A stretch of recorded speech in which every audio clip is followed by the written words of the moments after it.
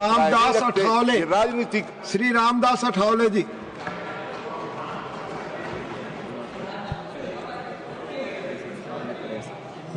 Deputy chairman sir, इतनी हो गई है रात, मैं कर रहा हूं वक्त बिल पर बात।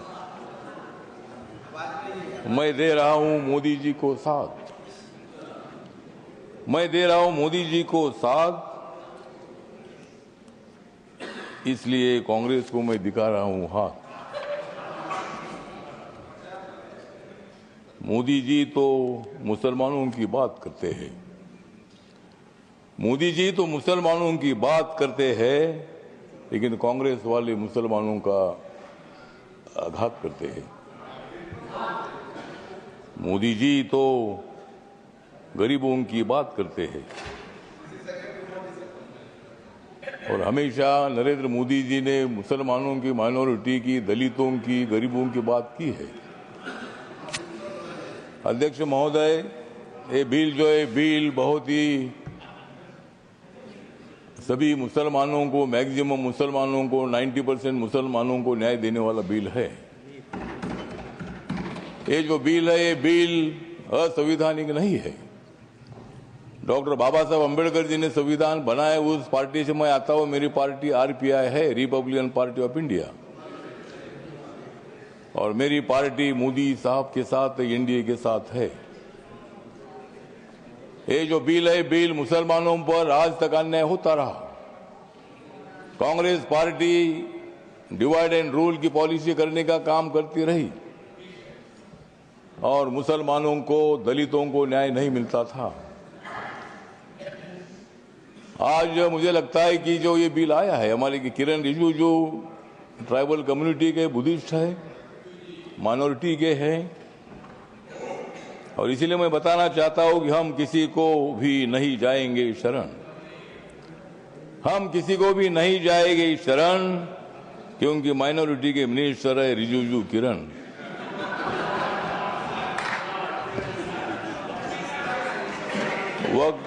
वक्फ बिल का हम करते हैं स्मरण, वक्फ बिल का हम करते हैं स्मरण, लेकिन अपोजिशन को हम करा देंगे हरण।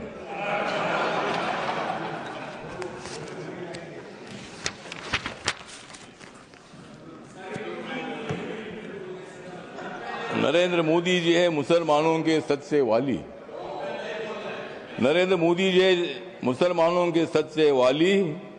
खरगे साहब बजाओ जोरदार ताली।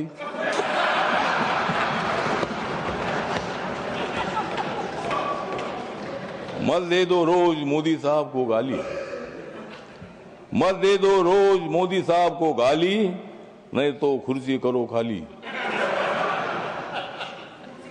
विरोधी दलों की रात हो रही है काली, विरोधी दलों की रात हो रही है काली, नड्डा साहब बजाओ तुम भी ताली।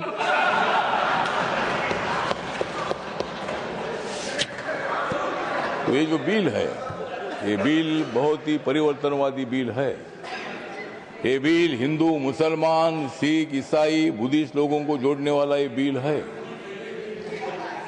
ये जो बिल है, ये बिल असंवैधानिक नहीं है, जिस तरह आप बता रहे खरगे साहब। संविधान बाबा साहब ने लिखा है, आप भी बाबा साहब के अनुयायी है, मैं भी अनुयायी हूं। और आप जिस कांग्रेस पार्टी में, खरगे साहब, जब कर्नाटक में आपको मुख्यमंत्री बनाने का मौका आया था, तब उन्होंने नहीं बनाया आपको, और मुझे भी मंत्री बनाने का मौका आया था, आपने मंत्री नहीं बनाया, मैं इसलिए इधर आया। मैं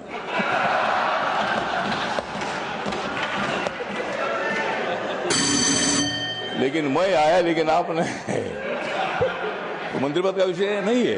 मतलब कांग्रेस पार्टी दलितों की बात तो करती है, बात करने से का काम नहीं चलेगा। जिस तरह मोदी साहब निर्णय लेते हैं, मोदी साहब सत्ता में आने के बाद उन्होंने बहुत सारा परिवर्तन करने का काम किया है। आप लोग ये मुसलमान के विरोधी करके आपने लोकसभा में वोट लिया, लेकिन अब मुसलमानों का वोट हमारे पास आ रहा है। ये बिल पास होने के बाद सारे मुसलमान हमारे साथ आएगी, आपके साथ तो कोई नहीं रहेगी। हमारे साथ मुस्लिम समाज आएगा, हमारे साथ दलित समाज आएगा, हमारे साथ सिख समाज आएगा, हमारे साथ क्रिश्चियन समाज आएगा, ओबीसी समाज आएगा, ब्राह्मण समाज आएगा, सब समाज आएगा। हाँ, उनके पास कुछ नहीं रहेगा, मतलब उनके पास कुछ नहीं रहेगा तो ठीक बात, कुछ ना कुछ उधर भी होना चाहिए। अपोजिशन की हमें आवश्यकता है, कुछ वोट उनको मिलना ही चाहिए, लेकिन मैक्सिमम वोट हमको मिलेगा। और ये बिल पास होने के बाद नरेंद्र मोदी जी चौथी बार देश के प्रधानमंत्री बनेंगे, और नरेंद्र मोदी जी बनेंगे तो मैं भी बनूंगा।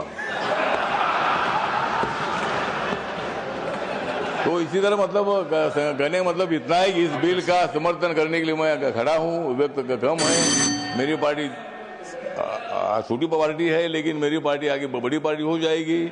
लेकिन अभी मैं अकेला मेंबर हूँ, लेकिन मैं जो मेरी पार्टी है, ये पार्टी बिल का समर्थन करती है, और ये बिल लोकसभा में पास हुआ है, ये राज्यसभा में भी पास हो जाएगा, और हम मुसलमानों का कल्याण करने के लिए हम आगे बढ़ते रहेंगे। इतना ही मैं बात करता हूँ। धन्यवाद। नमस्कार, प्रणाम। लेकिन जाते जाते थोड़ा सा किरण जी को मेरा कहना है कि बोध गया में जो हमारा महाबोधि महाविहार है, वो बौद्ध समाज का है। वहाँ गौतम बुद्ध को ज्ञान प्राप्ति हुई थी। वहाँ लगातार 50 दिनों से आंदोलन चल रहा है, और वहाँ का जो ट्रस्ट है 1949 का कानून है, उसमें 4 हिंदू और 4 बुद्धिस्ट है। तो वहाँ बौद्धों की मांग ऐसी है कि भाई वो सभी मेंबर अपने होने चाहिए, सरकार कर सकते हैं। धन्यवाद। करिए, इतना मैं बताना चाहता हूँ, और इस बिल का समर्थन करता हूँ। धन्यवाद। श्री गुलाम